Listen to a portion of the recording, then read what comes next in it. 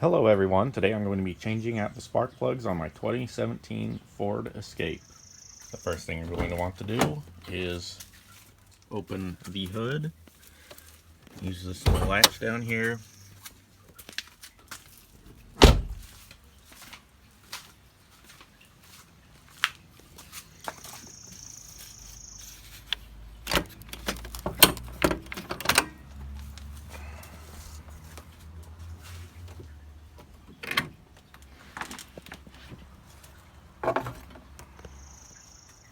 So here's everything you're going to need for this job. You're going to need your spark plugs, obviously, and there's the part number for that.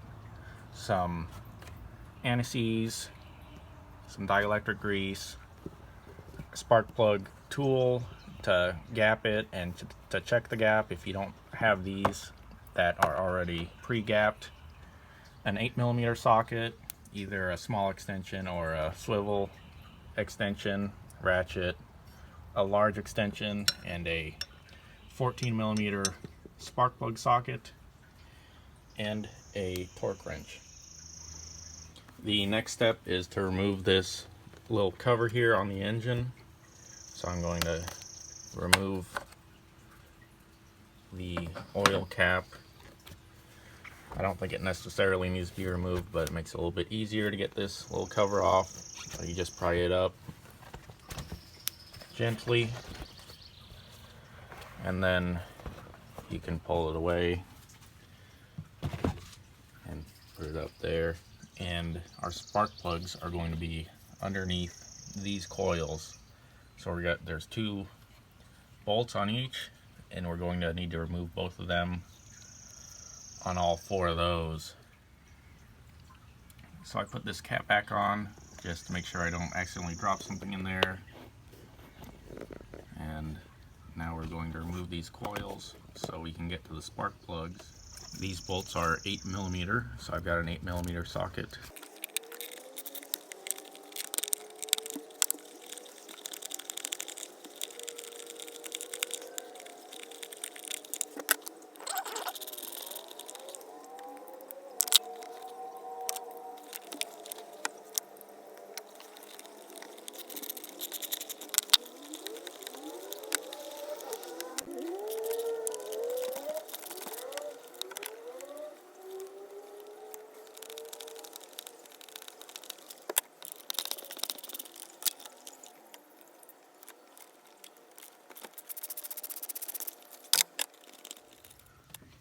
So now that we've got the bolts removed from these coils, we can go ahead and pull them out. And I think we're going to have to unplug them first. So you just pull that little white clip up and then push on the top of it and they will unplug.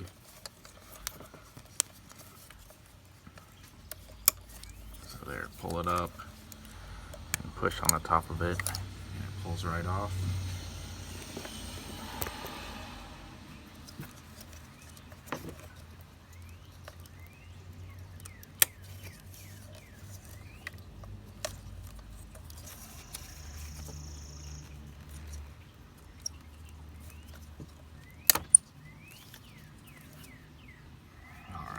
So now we can go ahead and pull them out.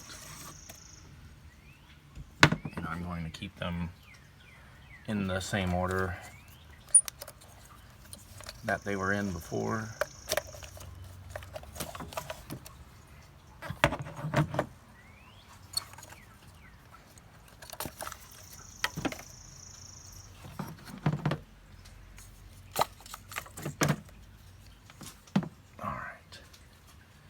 So now we can go ahead and remove the spark plugs. They are underneath where all those were.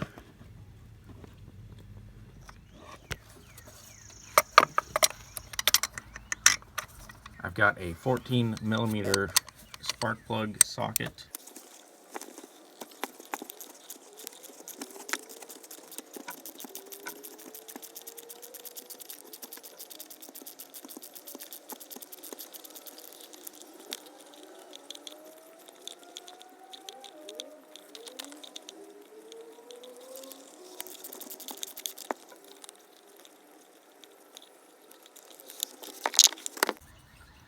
So there is one spark plug out of there.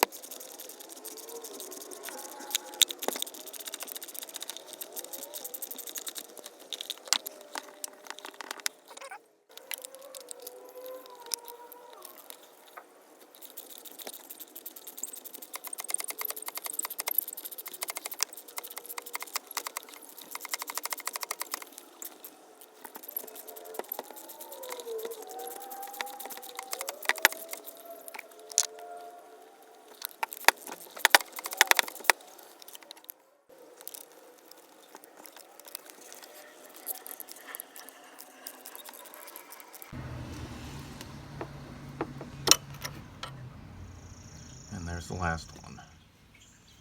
So here are the specs on the spark plug gap on page 293 of the owner's manual. 0.025 to 0.029 inches or 0.65 to 0.75 millimeters.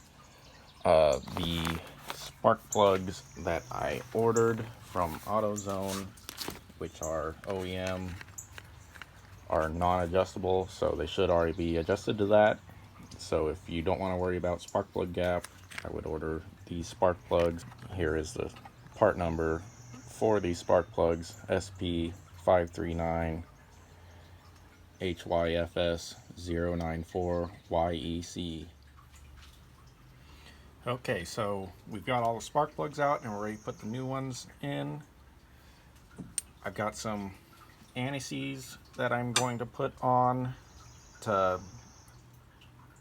hopefully make it easier next time I have to change these. I got the nickel anti-seize lubricant, which is what the research that I did, it looked like this was the best to use with these Motorcraft spark plugs. And then I also got some dielectric grease to put in the spark plug boots to keep corrosion from building up. So I'm just going to brush just a little bit on here, and then I'm going to work it around with my fingers. I'm not going to take it all the way to the end of the threads.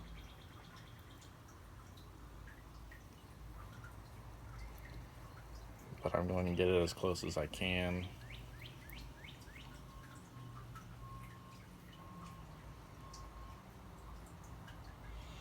Okay. So now I'm ready to install. And by the way, if you did not buy these Motorcraft spark plugs, you would have to check for the spark gap in here and then adjust it. The tool that I've got, you just slide it in there and pry it one way to tighten it and pry it the other way to open the gap. For my tool, I would use this one since it's between the specs that I said earlier on the sheet, and we can see that it does fit in there just barely on this. So these are gapped correctly. Again, these don't need to be gapped. It says it on the box, and you can kind of tell when you open the box because they come packaged with these little protectors on there to keep these from getting pounded in during shipping. So after I've already got the anti-seize on the threads, I am going to take my dielectric grease and put a little dab on this terminal up here. Alright, so just glob it on there, and then I'm going to put my spark plug socket over it.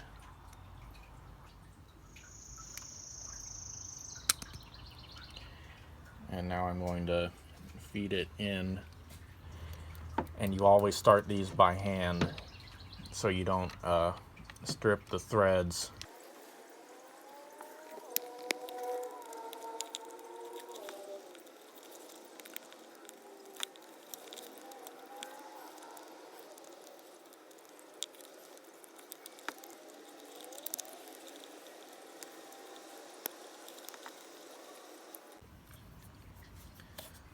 So I'm going to tighten this the rest of the way with this ratchet until I get a little bit of resistance, and I'm going to stop. And there is a specific torque that these are supposed to be tightened down to.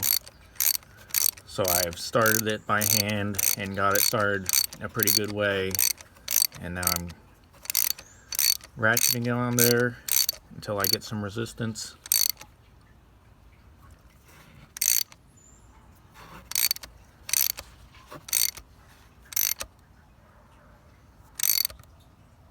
Okay, I think we've got the threads on there all the way. So on this box, it gives you all the information.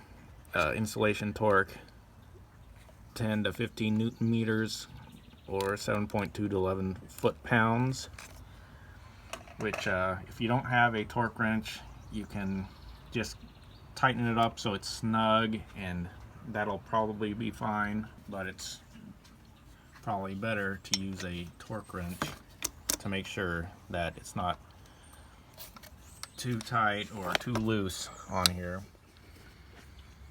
So here's my torque wrench. I'm gonna go by the Newton meters up here since it's easier for me to read, and I'm gonna get it close to the 15.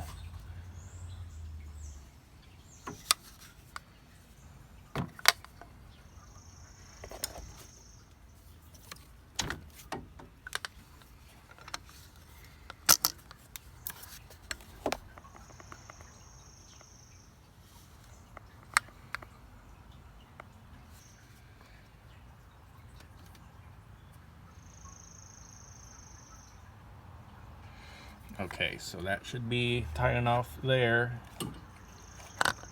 So now just repeat that process for the last 3.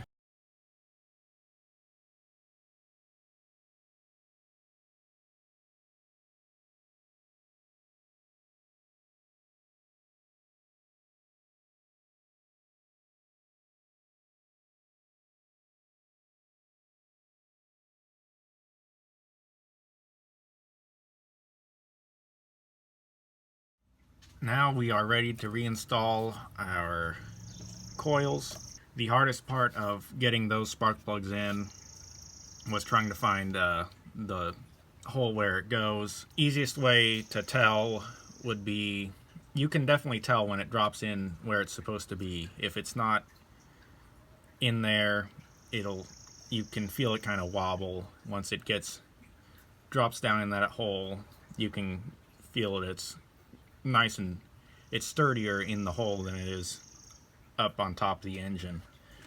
So now we're just going to feed these back through.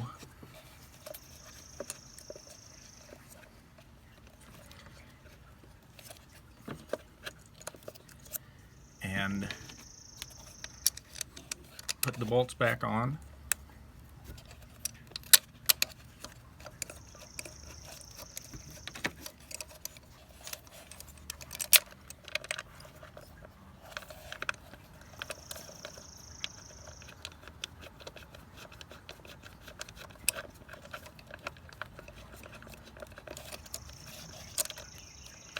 And I'm just going to get each one of these started, and then I'm going to tighten those bolts down all together.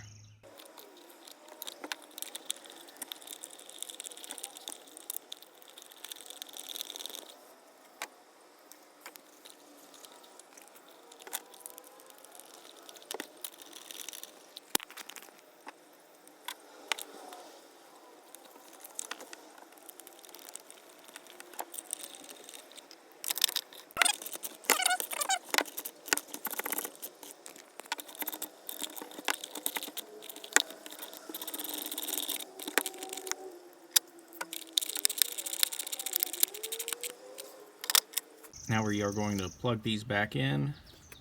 Just snap these over and then push the white piece back down to lock it back on.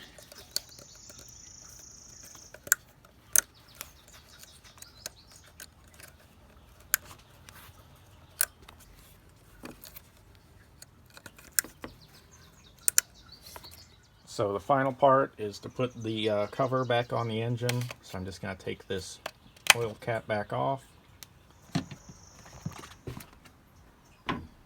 and you can kind of see on this side here where it kind of attaches to the engine. There's those 3 spots, so you know you're looking for these things to line it back up.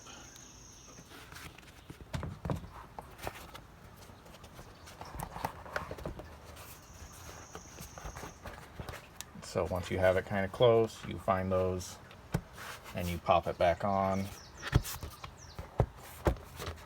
There we go. Back on there, put the oil cap back on, and we're done. So now all that is left to do is to start it up and make sure it still runs fine, which it should, unless there's one of those spark plugs is bad, or it got dropped or something. So that's it.